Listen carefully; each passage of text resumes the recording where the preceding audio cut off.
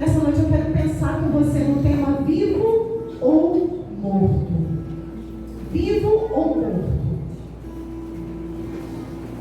Toda glória seja dada ao teu nome, Jesus. Aleluia, glória a Deus.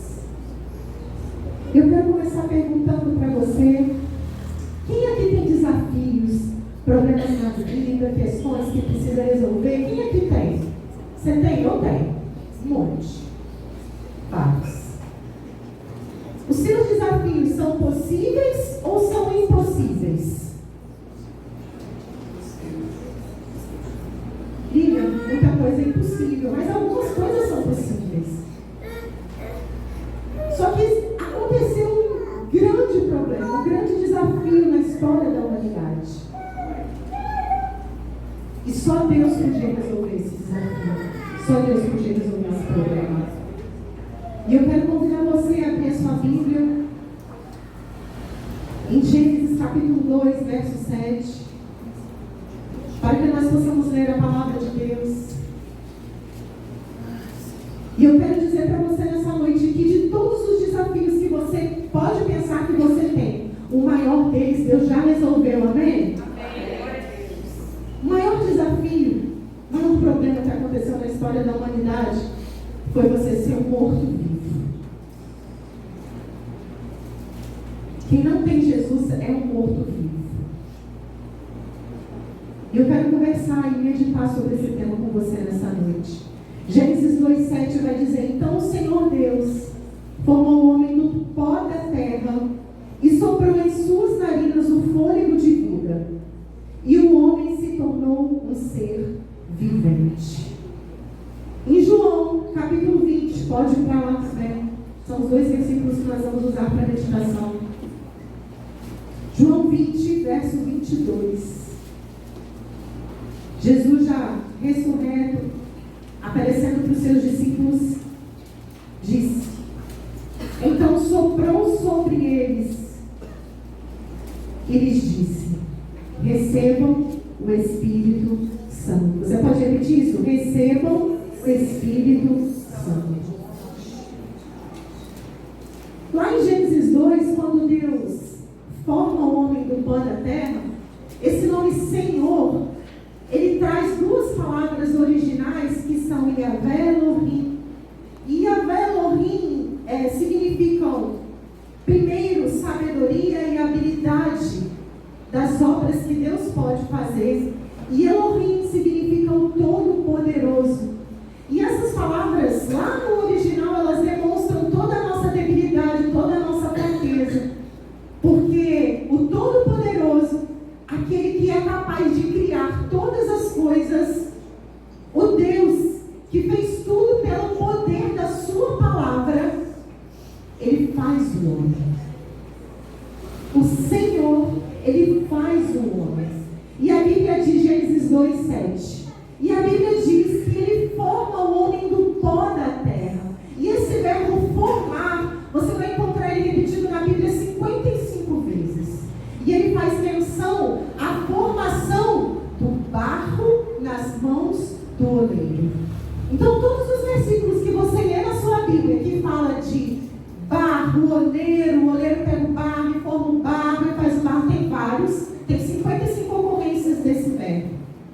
Então, o autor, quando ele coloca esse verbo, o Senhor, o Todo-Poderoso, o Criador, formou o homem do pó da terra, ele está querendo dizer que Deus, com as próprias mãos dele, pegou a terra, fez o barro e nos desenhou.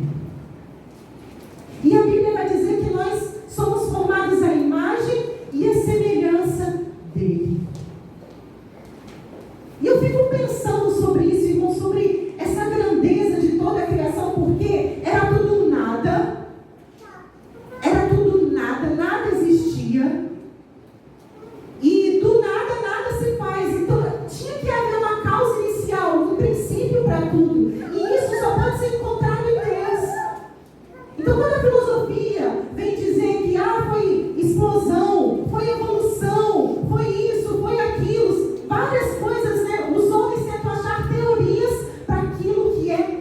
nada, porque do nada, nada se faz. E aí vem tudo que é Deus. Vai criando o céu, a terra, os animais, as folhas, os frutos, o sol, as estrelas. E quando chega lá no 6º dia, Ele pega com as suas próprias mãos e nos cria conforme sua imagem e semelhança. E eu fico imaginando, talvez Deus, o Pai, o Filho e o Espírito juntos, vendo a sombra deles na terra e talvez naquela própria sombra formando um boneco de barro. Semelhança é uma sombra. É uma lembrança de. Você lembra a forma de Deus? Você já parou para pensar nisso? Você é semelhante ao próprio Deus. E Ele te fez com as mãos. E Ele te moldou. Como se as próprias digitais dele estivessem marcadas em você. E quando você pensa no funcionamento de um corpo, meus irmãos, é incrível demais. É lindo demais. Nicole, que gosta de biologia, né, conhece tudo, sabe tudo. Eu só sei uns relances daquilo que o Isaac vê no YouTube, que ele gosta. Mas quando a gente começa a ver sistema respiratório, sistema disso, sistema daquilo, é tudo tão perfeito, é tudo tão desenhado que é impossível uma explosão ter formado tudo que a gente é. Eu confesso que eu sou cética demais para poder acreditar que uma explosão formou tudo. Eu prefiro ficar com a fé. Tem mais lógica para mim acreditar na formação do mundo pelas mãos e pela voz do meu Senhor do que do nada ter surgido tudo. E aí a gente olha e fala, mas somos formados do pó, e foi isso que a Bíblia relatou. Do pó da terra Deus formou o homem. E por que Deus não fez o homem de um metal precioso? Por que Deus não fez o homem de ouro? Por que Deus não fez o homem de ferro para ser mais forte? Por que Deus não fez o homem com uma substância talvez que nos tornasse imortais? Porque Ele nos fez leves. E o pó é leve. E quando você pensa na terra, a terra é uma matéria que o vento pode levar. Mas ela é a grande produtora de tudo que dá vida aqui. Porque uma semente para florescer precisa morrer onde? Dentro da terra. Então a terra ela tem a ver com fertilidade, com produtividade, mas a terra seca não faz nada, precisa ter água. E de uma forma linda, nós somos formados por água e por pó. Mas o que é fazer um boneco de barro? Talvez como um animal, como um leão, como um elefante, ele pudesse se movimentar, se locomover, andar, mas Deus foi além disso. E o verso que nós lemos, a Bíblia vai dizer que Deus fez o quê? Deus sopra. E aquele barro passa a ser alma vivente. Diferente de todas as outras coisas que Deus tinha criado através da sua voz. Porque Deus foi falando e as coisas foram existindo. Deus foi falando, separe a água da terra, formou mares. Deus foi falando, haja luminares no céu. Veio o sol e veio a lua. Haja agora ervas, sementes, plantas que produzam, e a natureza nasceu. Agora venham todos os tipos de animais e de espécies. Deus falou. Agora na sua criação, na minha criação, Deus foi além de tudo isso. Deus pegou com a própria mão dele, formou o barro e soprou o fôlego de vida para que nós nos tornássemos semelhantes a Ele. Porque os animais se locomovem, os animais se mexem, os animais eles têm até um nível de inteligência, de raciocínio. Muitos animais são bem inteligentes, mas nenhum deles é como nós. E esse sopro não foi só para você começar a se mexer, a ser uma alma intelectual e pensativa. Nós somos corpo, alma e espírito.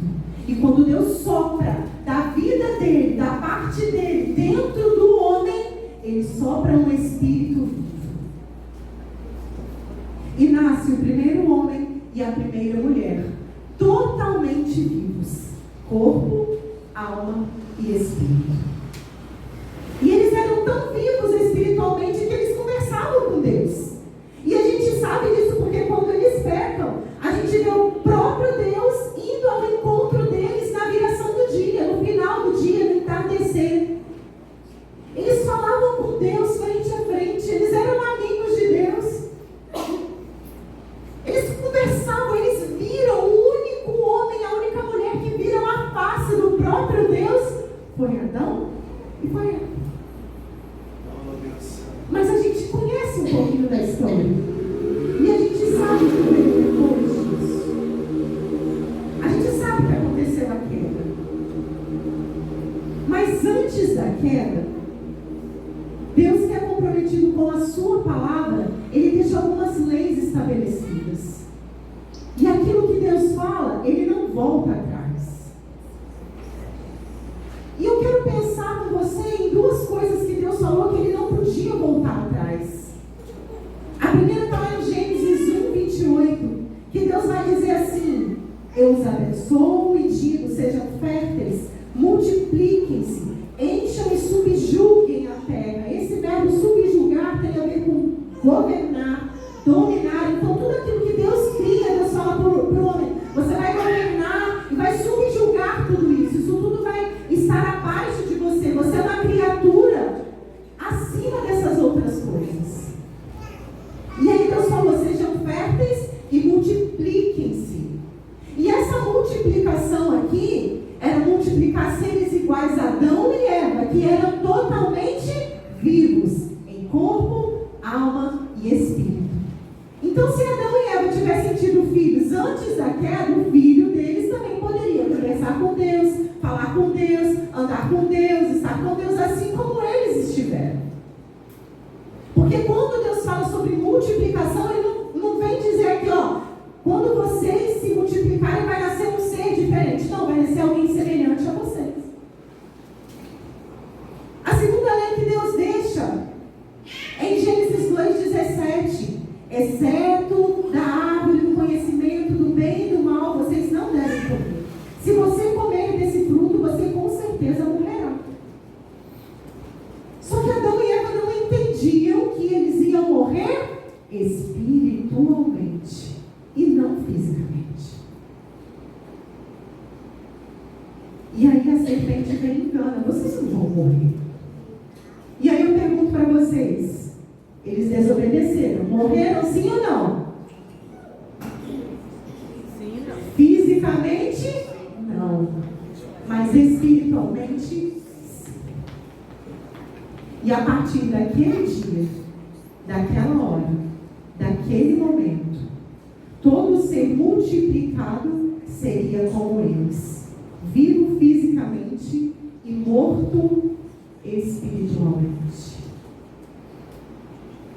E assim foram se passando tantos e tantos anos, até que eu e você pudéssemos nascer vivos fisicamente, mas mortos espiritualmente. Só que quando eles pecam, lá no capítulo 3, Deus faz uma promessa. E Deus dá uma luz para o fim do túnel. E Deus vai dizer: esse problema tão grande, que é uma morte espiritual, ele vai ser resolvido. E aí Deus olha para a serpente e Deus vai falar assim: olha, de você virá o descendente. Deus olha para a mulher, não para a serpente. Deus olha para a mulher e fala: de você virá o descendente. Mas a serpente vai ferir o calcanhar dele, mas ele vai ferir a sua cabeça. E às vezes a gente lê isso e fala: nossa, que texto estranho, né? Um fere o calcanhar, outro fere a cabeça. O que Deus está querendo dizer com isso? Deus estava querendo dizer que um homem nascido de mulher iria ser ferido no calcanhar, mas que este homem ia ferir a serpente na cabeça. E o que acontece quando alguém fere o outro na cabeça? Morre. Mas uma ferida no calcanhar ainda tem cura, ainda tem como renovar, ainda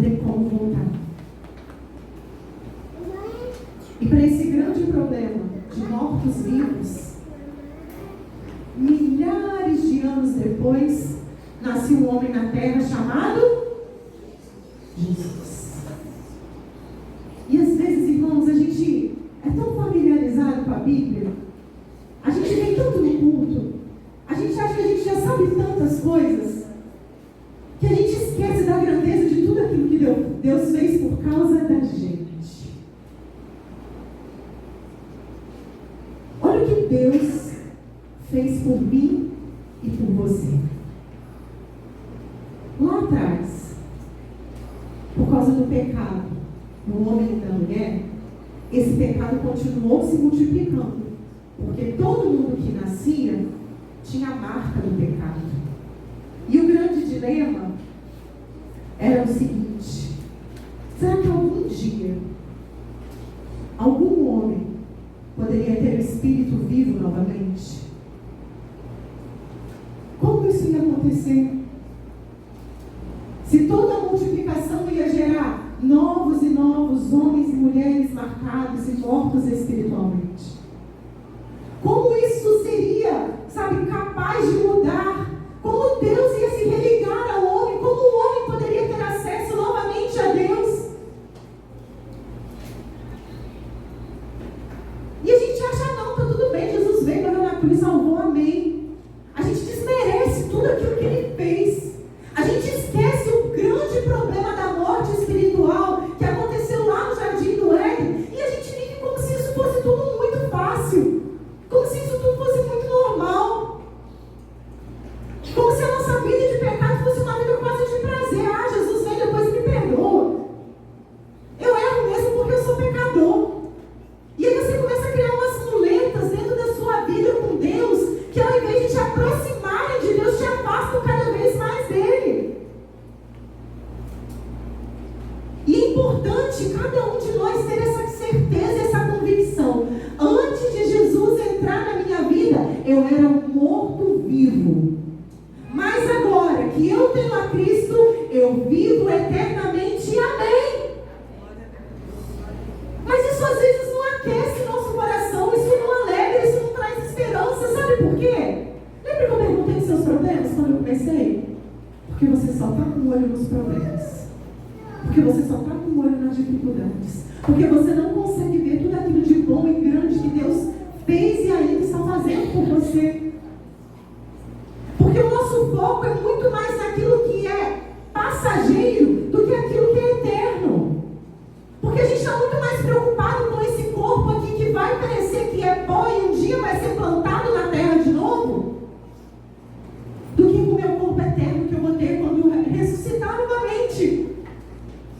Porque eu tenho tanta coisa para fazer, porque eu tenho tanto problema ali, eu estou sufocado, você não tem ideia, minha vida, minha família, o meu dinheiro, as finanças, nada dá certo, nada flui. Meus irmãos, para de olhar para fora só agora e olha para dentro de você. Olha quem você era e olha no que Cristo pode ou ainda pode te transformar. E isso é motivo, irmãos, a gente acordar todo dia. Glória a Deus, aleluia. Eu era morto, mas agora eu sou vivo. Eu não tinha vida, mas agora eu tenho. Eu ia morrer para sempre, mas agora eu tenho esperança. Mas às vezes essa mensagem é esquecida até no púlpito das igrejas. Porque a gente está preocupado com coisas passageiras demais. Porque a gente esquece que um dia a gente vai morrer. E se tem uma coisa que você pode ter certeza nessa vida, não é que Deus vai vir e vai te ajudar a resolver seus problemas, mas é que você vai morrer, e eu também. Mas a gente quer ter tanta certeza sobre tanta coisa, que aquilo que é principal a gente deixa escondido no cantinho. E a principal pergunta que eu quero que você reflita nessa noite: você é um morto-vivo que está vagando por aí? Ou você é filho de Deus e reconhece Cristo como seu Salvador? Amém? Amém. Quem é você na multidão? Você é aquele que ouve falar de Jesus e acha bonito aquilo que Ele ensina? Ou você é aquele que se entregou totalmente?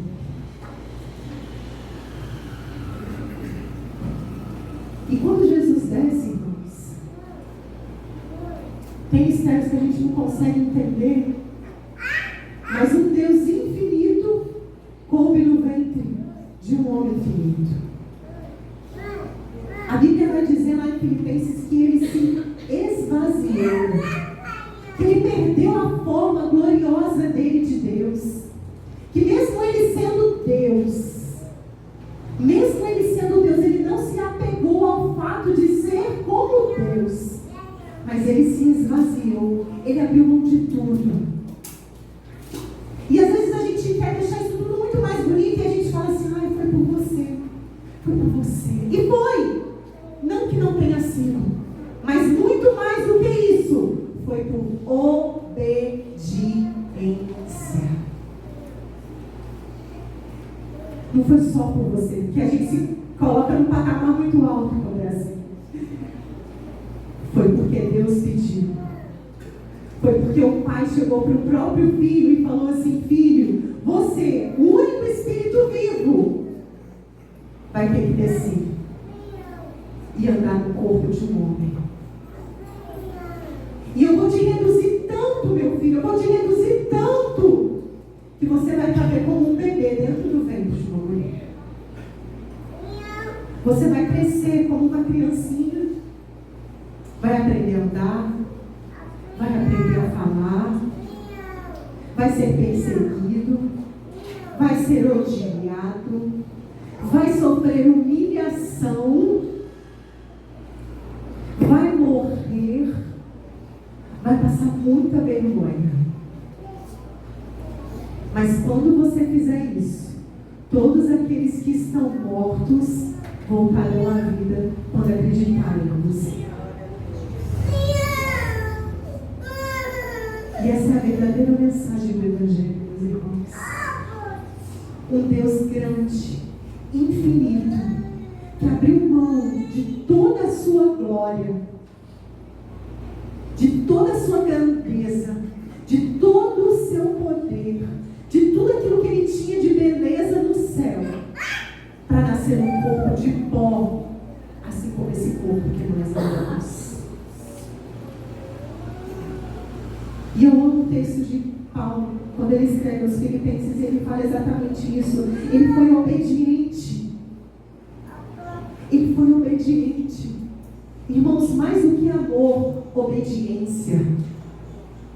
E às vezes a gente fica ali, o amor é tudo, o amor é lindo, sem amor nada se faz. O próprio Paulo escreve isso. Mas não adianta nada você amar e não ser obediente.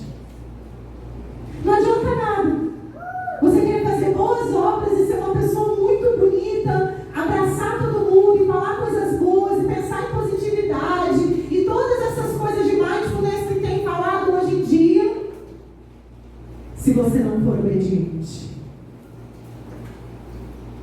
Não existe nenhuma prova maior de obediência do que a de Cristo, tendo se esvaziado. E é por isso, irmãos, que a gente tem que vir para cá todo domingo mesmo e dizer a Ele a glória, a Ele a honra, a Ele o louvor, a Ele o domínio, a Ele a força, a Ele todo o poder pelos séculos dos séculos para sempre. Amém. Porque o que Ele foi capaz de fazer, a gente não consegue entender. Os nossos olhos, a nossa mente não alcança esse esvaziamento dele de ser próprio Deus para nascer aqui na terra no corpo de homem. Ele se diminuiu. Ele não se importou. Mas ele desejou fazer isso por obediência ao Pai. E por obedecer ao Pai, o Pai lhe deu um nome que está acima de todo nome. Para que o nome de Jesus, todo joelho se dobre e toda língua confesse que Ele é o Senhor. E você conhece a história, eu sei. Ele veio, ele nasceu e ele morreu. O Espírito vivo morre na cruz. Você e eu, a gente já ia morrer mesmo. Fisicamente, porque espiritualmente a gente já estava morto. Mas o Espírito vivo do próprio Deus encarnado morre naquela cruz. E a Bíblia vai dizer lá em Apocalipse que ele agora tem as chaves da morte e do inferno. Ele agora está dominando e governando sobre aquilo que havia matado a criação dele, sobre aquilo que havia destruído a criação, a obra perfeita que Deus tinha feito, o homem e a mulher. E eu gosto muito, irmão, de um texto que Paulo escreve aos Filipenses, em capítulo 3, e ele fala assim: eu quero conhecer a Cristo e o grande poder que ressuscitou Jesus dos mortos. E esse texto tem andado comigo vários dias. E nós cantamos aqui que nós queremos conhecer a Deus. Nós temos várias canções tão bonitas, tão lindas, que falam sobre estar mais perto de Deus, sobre conhecer, sobre entender dessa revelação. E o que falta para a gente conhecer a Cristo de verdade? Sabe o que falta?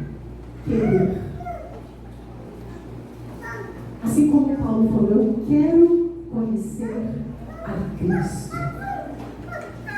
Você quer realmente conhecer Jesus? Você quer realmente andar com Ele? Ou será que você só quer desfrutar das coisas boas e das bênçãos que Ele tem para você? Você quer realmente estar com Ele para sempre? Ou será que você só quer pegar Ele um pedacinho, sabe? Tá bom, se eu for para o céu já está ótimo. Meus irmãos, Deus tem tanto para dar para cada um de nós. Deus é tão maravilhoso. Se Ele foi capaz de entregar o Filho dele para que eu e você desfrutássemos da eternidade, o que você acha que Ele não faria mais por cada um de nós enquanto nós estamos vivos aqui nessa terra? O quê? Mas a gente ainda duvida de Deus. A gente ainda questiona Deus. A gente ainda tem dúvida de que Ele está cuidando da gente. A gente ainda se desespera. A gente ainda fica preocupado. A gente ainda anda ansioso. A gente ainda anda como um morto-vivo, esquecendo do poder que ressuscitou a Cristo no terceiro dia. A gente esquece disso. E por esquecermos, a gente perde o desejo e a vontade de conhecer a Cristo. Mas eu quero lembrar a você que ao terceiro dia, aquele que estava morto, aquele que havia sido humilhado, aquele que havia sido cuspido, aquele que havia sido ferido, aquele que havia deixado toda a glória de uma forma sobrenatural, nós não sabemos como, mas a pedra se abre e aquele que estava deitado morto levanta vivo com o corpo glorificado para trazer uma nova vida para mim e para você. Eu quero conhecer a Cristo e o poder da ressurreição. Irmãos, que poder foi esse? Que domingo foi aquele? A Bíblia vai dizer que os guardas saíram aterrorizados, saíram correndo com medo daquilo que aconteceu. A Bíblia vai relatar que eram mortos que ressuscitaram junto com a ressurreição de Cristo. A Bíblia vai dizer que quando Maria viu Jesus ressurreto, ela se agarra a Ele de tamanha felicidade. Mas a gente olha para isso como se fosse uma história qualquer. A gente olha para isso como se não fosse a maior manifestação do poder de Deus aqui na terra. A maior manifestação do poder de Deus não vai ser te ajudar a resolver seus problemas, mas é fazer você conhecer a Cristo cada vez mais. E se por causa de um homem toda a morte entrou no mundo, por meio agora de um único homem, a ressurreição dos dos mortos começa para sempre. E eu e você deixamos de ser mortos-vivos para entrarmos vivos na eternidade com o nosso Senhor. Amém? Glória a Deus. Paulo vai escrever sobre isso lá em Coríntios, capítulo 15. Ele vai dizer: uma vez que a morte entrou no mundo por meio de um único homem, agora a ressurreição dos mortos, nós, começou por meio de um só homem.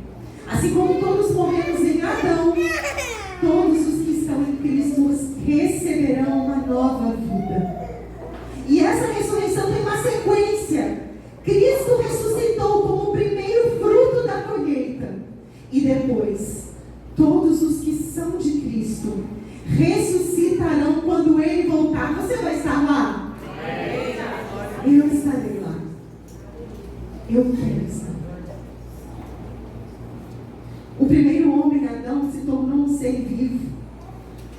Mas o último Adão é espírito que dá vida. Adão se tornou vivo porque Deus soprou vida nele. Mas o último Adão, que foi o próprio Cristo, era um espírito vivo. E ele dá a vida para cada um de nós agora. Primeiro veio o corpo natural, depois o corpo espiritual. O primeiro homem foi feito do pó da terra, enquanto o segundo homem veio do céu. Os que são da terra são como o homem terreno, e os que são do céu como o homem celestial. Da mesma forma que agora nós somos como o homem terreno, mas um dia seremos como o homem espiritual. Amém? 1 Coríntios capítulo 15. Eu não sei se você tem se preocupado mais com o seu homem terreno do que com o seu homem espiritual. Mas eu sei que quando Jesus ressuscitou, e quando nós lemos em João capítulo 20, ele se apresenta aos discípulos. E ele mais uma vez sopra sobre eles. E ele diz: recebam o Espírito Santo. E é isso que ele quer fazer com você aqui agora. Minha vida está sem sentido, minha vida está sem razão de ser. Eu não sei por que eu existo, eu não sei nem por que eu estou aqui. O próprio Cristo quer soprar o Espírito de vida novamente em você. E a maior prova da presença dele entre nós é o Espírito Santo que queima e arde em nosso coração. E eu queria convidar você nessa hora para orar. E para pedir agora esse sopro do Espírito sobre a sua vida. Talvez você precise primeiro renascer espiritualmente. Mas talvez você já ande com Cristo há muitos e muitos anos. E você fala: Lívia, tem áreas da minha vida que estão mortas. Tem áreas da minha vida que estão acabadas. Eu não sei o que eu vou fazer. Eu estou cheio de dúvidas. Eu perdi a razão de ser. Eu não tenho mais propósito de vida. Eu não sei mais o que eu estou fazendo aqui. E hoje, nessa hora, o próprio Cristo quer soprar o Espírito em nós. E ele diz para cada um daqueles que creem: recebam o Espírito Santo.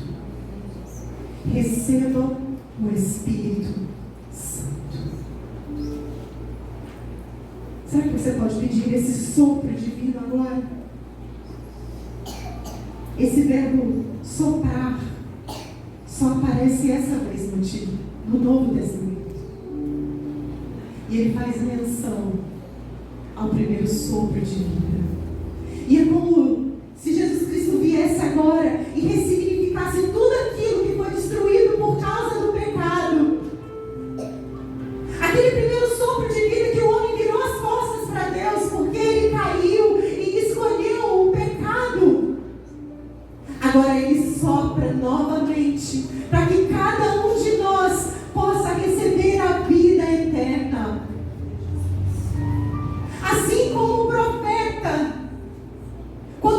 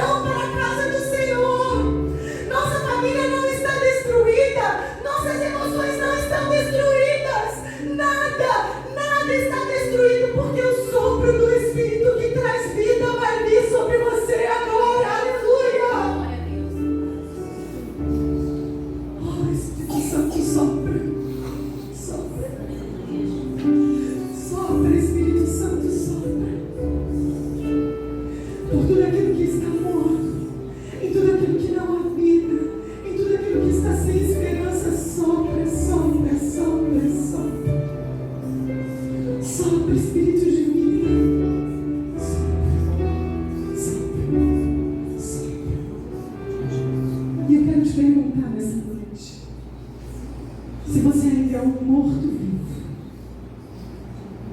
e se você tomou consciência disso agora, Aleluia. Se você ainda não entregou a sua vida para Jesus, eu quero dar essa oportunidade para você, porque hoje o próprio Pai está aqui a te chamar. O próprio Pai está aqui a dizer para você, meu filho, você não precisa viver como um vivo morto, vivo na aparência, mas morto aqui dentro, vivo porque os outros veem, mas morto e sem sentido. O próprio Cristo quer te ressuscitar, assim como o poder que ressuscitou a Cristo no terceiro dia, no domingo. Ele quer trazer uma vida nova para você. Há alguém aqui nessa noite que gostaria de entregar a sua vida para Jesus Cristo? Levanta uma de suas mãos agora, porque Ele quer trazer vida de novo para você. Alguém que nunca se entregou a Cristo, que quer fazer isso agora? Não resista à voz do Espírito Santo se Ele está falando com você, porque você não sabe se você vai ter outra oportunidade de fazer isso. Não resista à voz que te diz, venha meu filho, eu estou aqui te esperando. Há alguém nessa noite? Se não há, eu quero fazer um outro convite. Há alguém que já frequenta a igreja há muito tempo, mas que está se sentindo morto-vivo em várias áreas da sua vida. Há alguém que quer que Deus faça ressuscitar e renascer sonhos, propósito, casamento, família, vida. Se coloque de pé agora, porque nós vamos orar por você. Se você quiser isso para sua vida, se coloque de pé, meu irmão. Não tenha vergonha não, porque ninguém vai perguntar aqui qual problema você está passando. Eu não estou aqui para saber o que acontece na tua vida, eu estou aqui como boca do Deus vivo para dizer, tem solução para você. Aleluia. A sua vida não acabou. Aquilo que você acha que é o fim é só o começo de uma nova história. Aquilo que para você não tem mais razão de ser, Deus hoje quer te tomar pela mão e está te dizendo, eu estou soprando vida em você. Basta você me buscar, basta você desejar conhecer a Cristo e o poder que o ressuscitou dos mortos. Se a morte eterna não foi o fim para Cristo, o seu problema também não